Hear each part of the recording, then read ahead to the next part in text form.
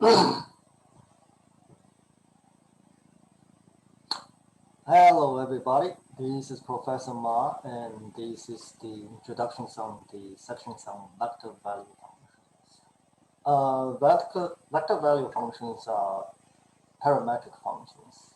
To record a parametric equations, we have a parametric curve, so we have a point that's floating in space, a red dot, and I can track according to the times as the using time as the parameters, and I can track the positions xt, yt, zt, and this is called parametric equations, or they call the coordinate functions.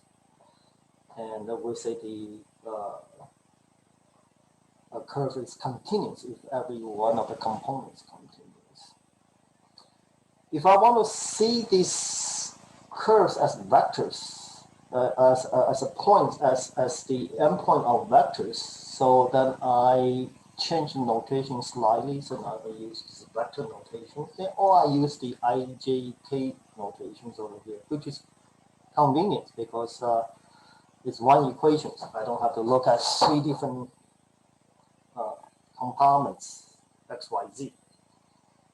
And when we treat these things as vectors value functions, basically we're trying to think of now the points as endpoints of vectors instead of positions. So we can do algebras with the geometries with the vectors.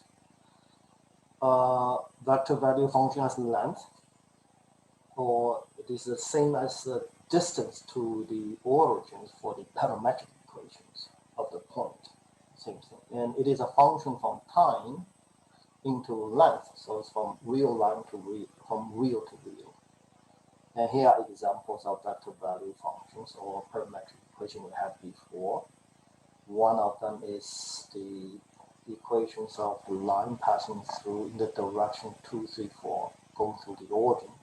The other one is, next one is shift that line to the position 1, 4, 5.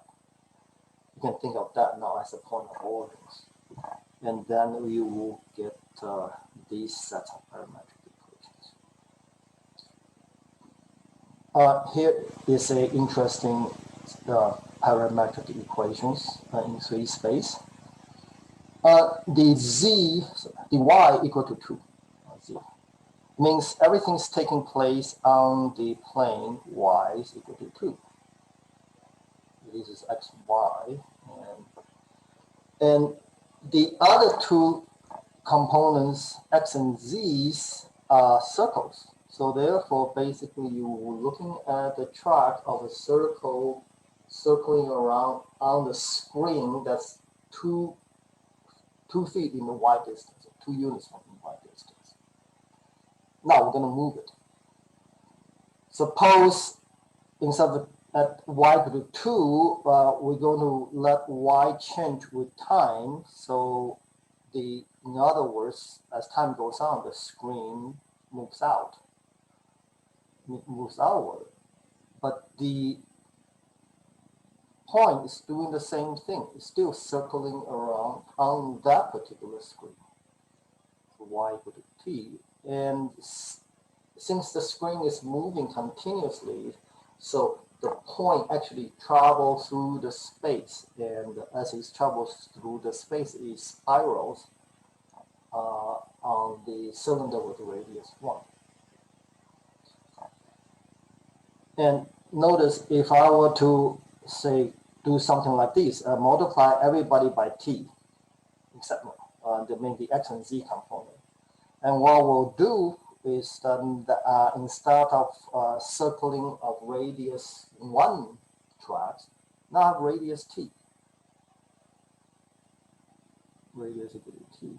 And meaning that the points actually is spiraling out with a bigger and bigger radius. So I can do things like that to create all these interesting spirals.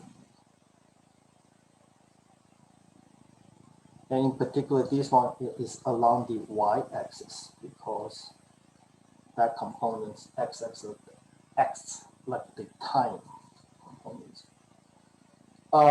We can define limit, and this is where the vector value notations calc C. We think of these as vectors, and then we think of these as vector subtractions. So Ct at time t, the vectors is here at time t plus h, and the points over here.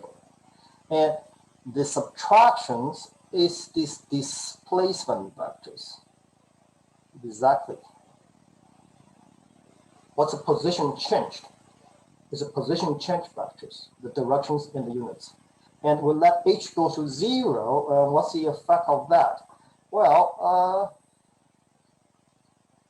in other words, when h go to 0, then this position change vector is going to change as I shift along, as I move along the red line, and then I divide it by h, and in the limit difference quotients, I will get a vector, first of all, that's tangent to the curve. And it has certain length, and that length indicates how fast the speed of the point as it travels along these curves. Hence, we say the tangent vector as a point is this C prime. It can be calculated very easily. We calculated component x prime and y prime, the z prime. But there's one thing you have to be a little careful. We only say the point time t is differentiable, or it has a tangent vectors for vector value functions only when the tangent vector is not 0, because the 0 tangent vector has no direction, so it cannot act as a geometry, as a tangent vectors. And this is quite different from when we have one variable y f of x, f prime s equals 0 means the derivative at that point is 0. Okay, f of prime of a, and that makes perfect sense. I can talk about derivative equal to 0, but having vector value derivative equal to 0 vector, that makes no sense. Hence, we will say a curve, parametric curve is differentiable, provided tangent exists, C prime exists, and not 0. Okay, this is a crucial difference between the vector value functions and regular one XYZ functions. Here's an example that shows actually the trajectory, the path of the point. One of the questions we are interested always is, okay, and here's the parametric equation based on t, but exactly what's the path it took? In other words, I need x and y equations. I want to eliminate the t out of the pictures. In general, here's how we do it. We solve for t, which is a difficult thing to do in general. It's a complicated equation. Then if you can solve it, then I can replace the t in the other equation by the x. That I don't have t anymore, I only have x and y related. And this is the way we find the xy equations or the graph for the path. And here is the graph for the path. It's basically y is equal to x to the 3 half power. And at t equal to 1, that's the location 1, 1, and that is tangent. We calculate the derivatives. T squared, t prime is, t squared prime is t 2t, and this is 3t squared. So that's this derivative, and we plug in the number at time t equal to 1. Now I get the tangent vector. And the speed is square root of 13 at t equal to 1. We can define accelerations, second derivatives, and we can define the speed, the velocity, the norm, the appropriate absolute value or the norm of the C prime and the C double prime, the accelerations. And here is examples. Calculate the tangent, take the derivative once, calculate the acceleration, take the derivative again. In front of I is 1, and derivative of 1 is 0. So C double prime of t, there's no I component. And, and that's the length of the tangent and the length of the accelerations. And notice in this case, if I dot C prime and C double prime is 0. And what does this say? This says, oh, in this case, the acceleration is perpendicular to the tangent. What's the relevancy of that? Well, this, remember, this is very similar to the other example we have with the t in the y component. This one is in the t in x component. In other words, if this is another is a spiral things again. And let me put these spirals in this way. Up and down. Oops. Okay. That's kind of.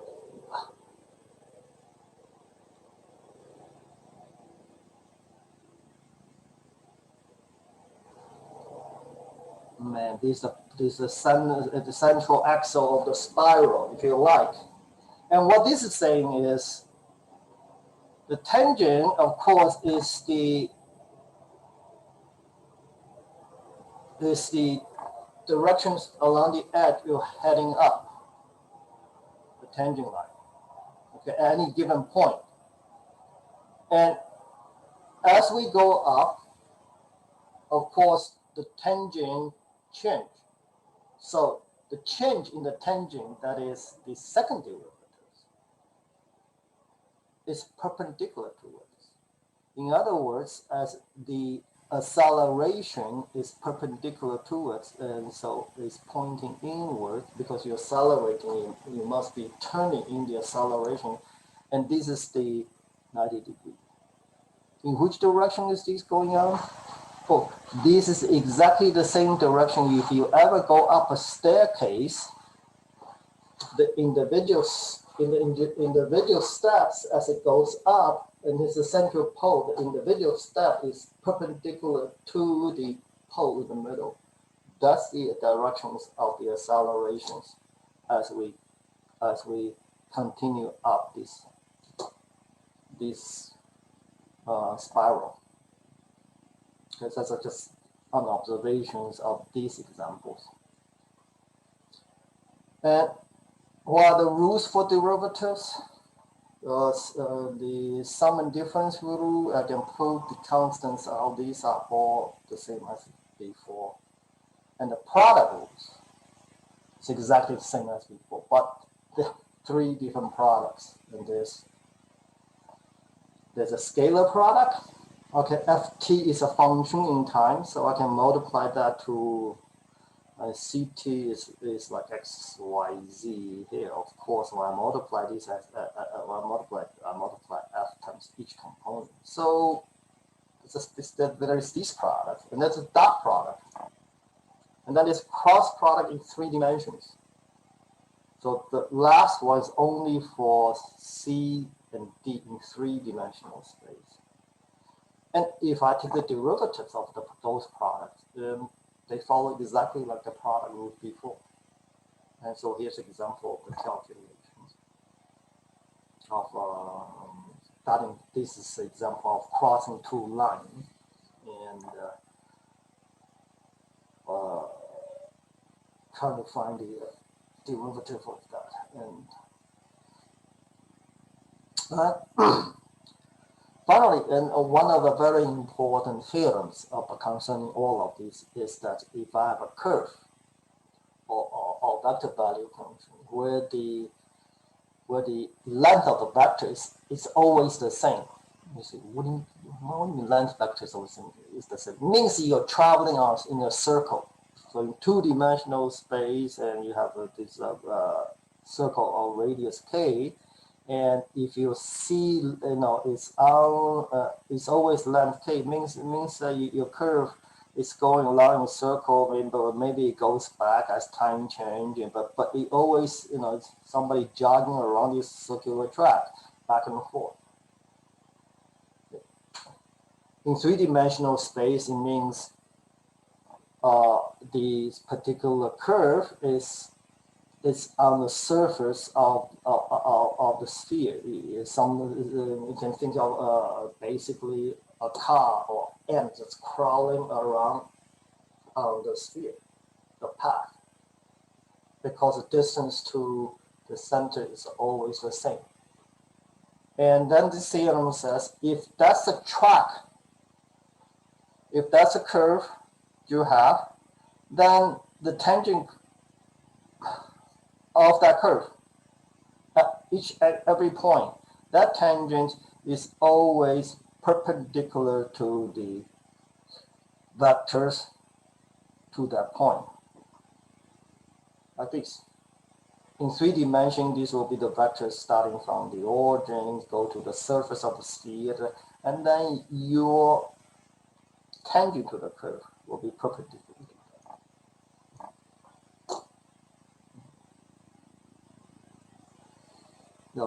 Then how do we prove that? It's very simple. You basically take the derivatives using the dot product, and then you wind up the curve C, the vector value function C of t dot with its derivative 0. Which means what? Which means the vector, the point C is over here. I mean, the curve C is here, and here's the origins, and you connect dots to that path, and as the curve goes along on the sphere surface, the tangent, the direction it goes, is always perpendicular. It doesn't matter which way it heads. That heading is perpendicular to the point on the curve. Yeah, that's it. Okay. These we will use later. Oh, that's not it. These we'll use come back to later to justify things being perpendicular again, the dot product. And then we have integral, which these are really self-explanatory, and I'll let you read about these. That's it. Have a good day, and see you later. Bye-bye.